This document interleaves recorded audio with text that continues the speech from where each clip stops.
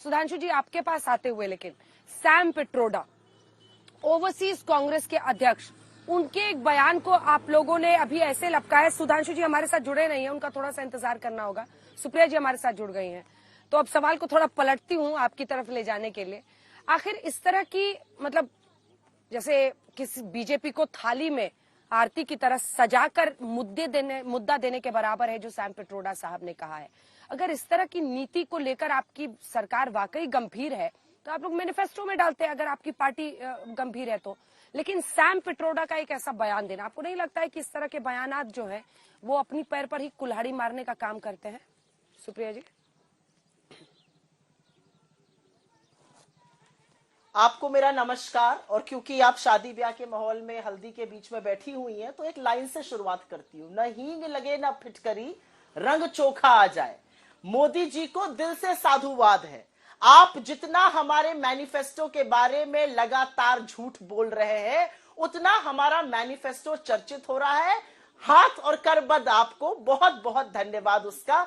जो लोग नहीं भी पढ़ते मैनिफेस्टो, अब वो भी पढ़ रहे हैं और उनको भी पता चल रहा है कितना क्रांतिकारी, कितना संतुलित, कितना उम्दा मैनिफेस्टो है। और लोग निकल निकल के अब सामने आकर कह रहे हैं, चाहे वो प्रोफेसर हो, चाहे वो आम आदमी हो, चाहे वो युवा हो। और हर जगह मैं देख रही हूं, मैं लल्लन टॉप पे आपके एक आम है उस पे देख रही थी, लोग कह रहे हैं कि इस मैनिफेस्टो में ऐसा कुछ है ही नहीं जो मोदी जी बात कर रहे हैं। तो बहुत साधुवाद है मोदी जी का, पहली बात। दूसरी बात मैं यहां पर यह कहना चाहती हूं, ये मेरे हाथ में मेरा मैनिफेस्टो है अंजना जी, 46 पन्ने का है, 15,329 शब्द है। इसमें एक भी शब्द जो अभी तक मोदी जी ने कहा है, पहले वो मुस्लिम लीग की छाप बता रहे थे, फिर वो मंगलसूत्र पर पंजे का हाथ बताने लगे, फिर वो किसी इनहेरिटेंस टैक्स की बात करने लगे। इनमें से एक भी शब्द अगर यहां पर हो तो या तो मैं राजनीति छोड़ दूंगी या मोदी जी 15 लाख सबके अकाउंट में डाल दे। एक भी ऐसा शब्द यहां पर नहीं है। सैम पिट्रोडा जी ने जो कहा वो उनका निजी बयान हो सकता है, लेकिन इनहेरिटेंस टैक्स की बात करना, किसी के मरने पर उसके परिवार वालों को पैसा देकर विरासत में कोई चीज मिले, इसकी चर्चा नरेंद्र मोदी के फाइनेंस मिनिस्टर ने, अरुण जेटली जी ने लगातार की है। इसकी चिंता जयंत सिन्हा ने, जो minister of state for finance थे और उसके बाद वो बड़े पद पर स्टैंडिंग कमेटी ऑन फाइनेंस के अध्यक्ष रहे, उन्होंने दी है। 2014 से बोल रहे हैं। मेरे पास कुछ ट्वीट्स हैं अमित मालविया के, जो फेक न्यूज फैक्ट्री के सरगना है, पता नहीं क्यों डिलीट कर दिया। मेरे पास अरुण जेटली जी की बातें हैं, मेरे पास इनहेरिटेंस टैक्स से कितनी बढ़िया बढ़िया चीजें हो सकती हैं अस्पतालों में, विद्यालयों में, अरुण जेटली जी के बयान हैं। 2019 की रिपोर्ट है कि इनहेरिटेंस टैक्स आ सकता है। ये सारी चीजें मेरे हाथ में रखी हुई हैं। लेकिन मैं यहां पर एक बात करना चाहती हूं, और बात इसलिए करनी जरूरी है क्योंकि मोदी जी ने 10 साल के शासन काल में अंजना जी 2 भारत बनाए हैं। और 2 भारत वो बनाए हैं, एक भारत जो G20 पे बाजी बाजी बाजी बाजी करता है, और एक दूसरा भारत जिसको पर्दे से ढकना पड़ रहा है G20 के दौरान। एक भारत जहां पर एक आदमी 1600 करोड़ रुपए रोज के कमा रहा है, एक दूसरा भारत जहां पर किसान 27 रुपए रोज में गुजर बसर कर रहा है, एक भारत जहां पर लाखों करोड़ों की चकाचौंध है, और एक दूसरा भारत जहां पर सब्जी बेचने वाला रामेश्वरम डबडबाई आंखों से कहता है हमारी गुजर नहीं हो रही। एक भारत जहां पर 50% सबसे गरीब लोगों से 64% जीएसटी का टैक्स ऐंठा जा रहा है, और एक दूसरा भारत जहां पर लगातार अरबपति बन रहे हैं। तो मोदी जी ने ये जो अमीरों और गरीबों के बीच की खाई है, इसको बहुत बढ़ा दिया है। इसको घटाना पड़ेगा, लेकिन घटाने के लिए हमें किसी से लेने की जरूरत नहीं है। हमने 55 साल सरकार चलाई है, कभी ऐसा हमने किया? अरे राजीव गांधी जी ने तो 1985 में एस्टेट टैक्स को एबॉलिश किया था। हमने 27 करोड़ लोगों को गरीबी की सीमा रेखा से निकाला। क्या किसी से एक नया पैसा लिया? किसी की संपत्ति, किसी की चीज, किसी की कार, किसी का मंगलसूत्र लिया? नहीं लिया। और ऐसा करना जरूरी भी नहीं था, क्योंकि आपको लकीर छोटी करने के लिए बड़ी लकीर खींचनी पड़ती है। हमने नीति निर्माण किया, हम मनरेगा लाए, हम खाद्य सुरक्षा लाए, हम शिक्षा और सूचना का अधिकार लाए। ऐसी चीजों से हमने गरीबों को अमीर बनाया। मोदी जी ने क्या किया? मोदी जी ने 23 करोड़ को पहले तो गरीबी की सीमा रेखा के नीचे ढकेला और सिर्फ अमीरों पर ध्यान दिया। मैं अंत में एक बात जरूर कहती हूं, और वो बात कह के मैं अपनी बात अंत करती हूं। मुझे लगता है अगर बीजेपी के प्रवक्ता आ गए होंगे तो आप वहां जाना चाहिएगा। मैं अंत में सिर्फ एक बात कहती हूं, नरेंद्र मोदी जी ने इस देश के सामने अपना गरीब विरोधी चेहरा बेनकाब कर दिया। क्योंकि मेरे पास सिर्फ एक सवाल है आज प्रधानमंत्री के लिए। हम डंके की चोट पर कहते हैं कि हमें गिनती करानी चाहिए, पिछड़े, दलित, आदिवासी और सामान्य वर्ग के गरीबों के लिए गिनती होनी चाहिए, लोगों को लाभ मिलना चाहिए, ऐसे ही नीति निर्माण होना चाहिए। क्या मोदी जी उसके पक्षधर है या उसके खिलाफ है? इस बात का हाँ या ना बोल दे, दूध का दूध और पानी का पानी हो जाएगा। हमारे मैनिफेस्टो पे लगातार उनको झूठ नहीं बोलना पड़ेगा। ठीक है, थोड़ा इंतजार करना है, अभी और बताया जा रहा है मुझे 2-3 मिनट बाद ही सुधांशु त्रिवेदी जी आएंगे। तो आपने अपनी बात मैनिफेस्टो को लेकर कह दी है। जैसा मैंने आपको बताया, शादी का यहाँ पर माहौल एक बार फिर से यहाँ पर दिखा दीजिए। बहुत सारे रिश्तेदार और लोग हैं। आप लोगों को पता है कि कांग्रेस पार्टी बीजेपी पार्टी के अपना घोषणा पत्र में क्या है? यहाँ पता है? किसी को पता है? क्या सोचते हैं आप चुनाव को लेकर? क्या सोचते हैं? अच्छा, मोदी है तो मुमकिन है। सुप्रिया जी, यहाँ पर कुछ लोग हैं जो मोदी को लेकर ये कह रहे हैं मोदी है तो मुमकिन है। मैनिफेस्टो में तो बस एक रियलिटी चेक करना चाह रही थी।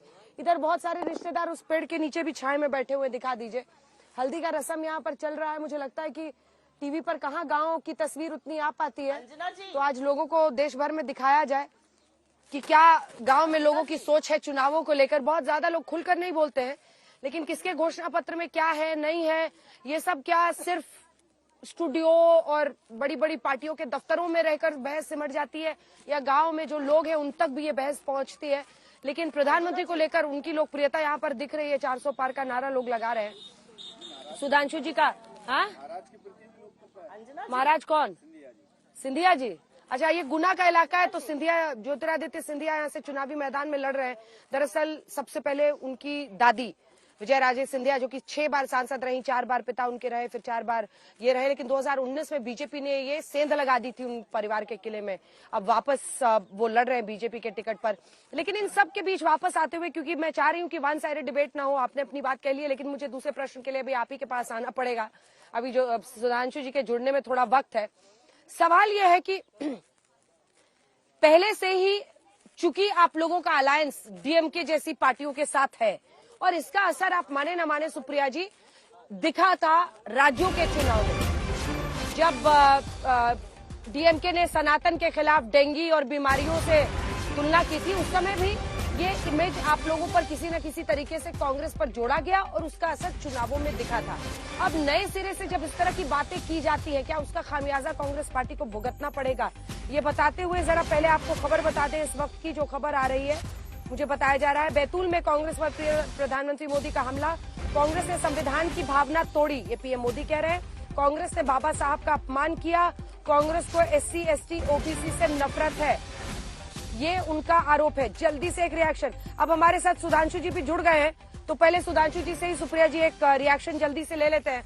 सुधांशु जी, सैम पिट्रोडा ओवरसीज कांग्रेस के अध्यक्ष, इनहेरिटेंस टैक्स को लेकर उनका ये बयान, कांग्रेस कह रही है उनका निजी बयान है, तो कांग्रेस पार्टी वाले खुद ही कह रहे हैं कि नहीं, हम लोग ऐसा कुछ नहीं लागू करने वाले हैं, तो बीजेपी इसको इतना बड़ा मुद्दा क्यों बना रही है? क्यों बार बार आप लोग ये कह रहे हैं कि मुस्लिमों को संपत्ति दे देंगे? और सुप्रिया जी भी आपको ललकार रही, वो कह रही है कि पेज पे किस पन्ने पर कौन सी लाइन है मैनिफेस्टो में जिससे ये साबित होता है कि हम एससी, एसटी या अन्य जातियों के समाज के लोगों का लेकर संपत्ति मुसलमानों को दे देंगे? जवाब दीजिए सुधांशु जी। देखिए, ऐसा है कि जो उनके हाईटेक गुरु ने, कोई भी चीज कॉन्टेक्स्ट में देखी जाती, संदर्भ में।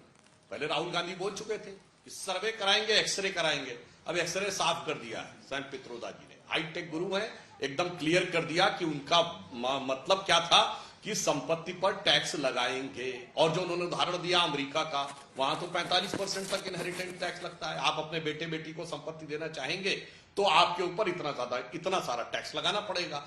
तो अब मतलब इसमें कोई बचाव की गुंजाइश नहीं रह गई, क्योंकि जितने तेवर के साथ राहुल गांधी जी बोल रहे थे कि हम ये करेंगे, हम आर्थिक सर्वेक्षण कराएंगे, इंस्टीट्यूशनल सर्वे कराएंगे, ये उन्होंने बोला।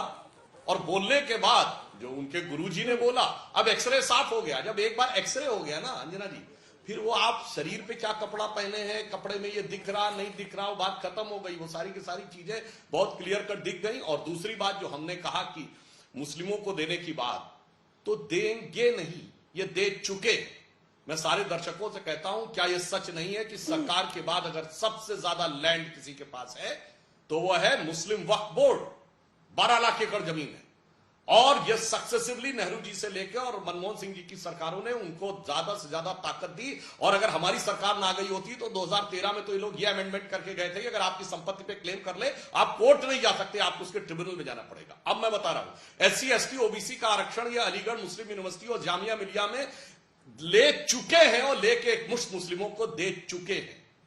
अभी इनकी कर्नाटक की सरकार ने, इन्होंने रंगनाथ मिश्रा कमेटी में रिकमेंडेशन किया था कि ओबीसी में 10% रिजर्वेशन ओबीसी का निकाल के एक्सक्लूसिवली मुस्लिम को दे देना चाहिए। कर्नाटक में इन्होंने दिया, इन्होंने आंध्र में दिया, मगर कोर्ट में मामला फंस गया।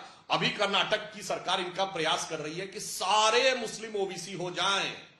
वो तो ओबीसी कमीशन ने पूछा है कि कैसे हो गया। और बंगाल में पिछले साल 91 जातियां ओबीसी में डाली गई जिसमें 85 मुस्लिम थी।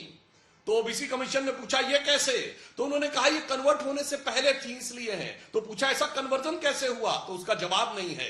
और मैं पूछना दर्शकों से कहना चाहता हूं, एक एनिमी प्रॉपर्टी एक्ट भी आया था जो इन्हीं की सरकार के जमाने में आया था 65 में। उसमें रिलैक्सेशन करके यानी उन सारे लोगों की संपत्ति उन लोगों को देना चाहते थे जो मुस्लिम यहां हैं या बाहर हैं। तो ऐसा नहीं कि हम हवा में कह रहे हैं, ये सारी बातें जो वो कर चुके हैं। और अभी मैं रास्ते में मोबाइल में सुन रहा था, सुप्रिया जी ने कहा था कि भाई हम ताल ठोक के कहते हैं दूध का दूध पानी का पानी होगा। वैसे तो मुझे लगता है कि सैम पित्रोदा जी के बोलने के बाद दूध का दूध पानी का पानी छाछ का छाछ रायता का रायता इतना हो गया है कि अब बचने की कोई गुंजाइश नहीं। मगर मैं भी उनसे कहता हूं, ताल ठोक के आप लोग कहते हैं जातिगत जनगणना का विषय तो क्यों नहीं कराया है हिमाचल में, क्यों नहीं कराया 10 साल पंजाब में। अभी की पुरानी बात छोड़ दीजिए, तब तो आप विरोध में रहते थे। राजस्थान में क्यों नहीं कराया, छत्तीसगढ़ में क्यों नहीं कराया। और मैं सुप्रिया जी को बता दूं, अरे भाई कर्नाटक में आपके डिप्टी सीएम DK शिवकुमार ताल ठोक के कहते हैं कि नहीं होने दूंगा। और फिर भी किसी को शक हो तो राज्यसभा की प्रोसीडिंग में देख ले, खड़गे जिनके राष्ट्रीय अध्यक्ष हैं, जब उन्होंने बोला तो हमारे संसदीय कार्य मंत्री प्रहलाद जोशी जी ने खड़े होकर कहा कि आपका कर्नाटका का डिप्टी सीएम तो यह बोलता है कि नहीं होने देंगे और ताल ठोक के बोलता है। तो इनके अध्यक्ष कितने निरीह होके कहते हैं, अब वो तो जैसा आप सोच रहे हैं वैसा वो लोग सोचते हैं। तो मैं दर्शकों से कहता हूं, इन लोगों का दोहरा चरित्र देखिए। जो इन्होंने नहीं किया था, यानी जिसका विरोध किया था इन्होंने पिछले 50-60 साल में, डंके की चोट पे विरोध किया था और आज भी डंके की चोट पे विरोध कर रहे हैं, वही वो कह रहे हैं। मगर अब इनकी बिल्कुल मंशा साफ हो गई है कि ये अपनी विरासत तो किसी को नहीं देना चाहते। ये सारे दल ऐसे हैं, मेरी विरासत तो मेरे पास रहनी चाहिए। हम तो उन ट्रस्टों के मालिक हैं जिनमें हजारों हजारों करोड़ की संपत्ति है, वो तो पीढ़ी दर पीढ़ी ट्रांसफर होती रहनी चाहिए इन सारी पार्टियों की। मगर एक आम आदमी की विरासत के ऊपर इनकी पूरी नजर लगी हुई है। और मैं तो ये भी कहना चाहता हूं, अगर विदेश से बैठ के सैम पित्रोदा ये बोल रहे हैं तो ये कौन सी शक्तियां संचालित कर रही हैं। इनके मैनिफेस्टो में विदेश की फोटो थी, अब समझ में आ रहा विदेश की फोटो नहीं, विदेश की छाप दी है। तो इस बात से इनकार नहीं किया जा सकता कौन कौन सी शक्तियां इनसे इस प्रकार के कार्य करवाने का प्रयास कर रही हैं, ताकि भारत की भविष्य में होने वाली आर्थिक शक्ति और भारत की जो विकास की यात्रा है उसमें किस प्रकार से अवरोध उत्पन्न किया जाए।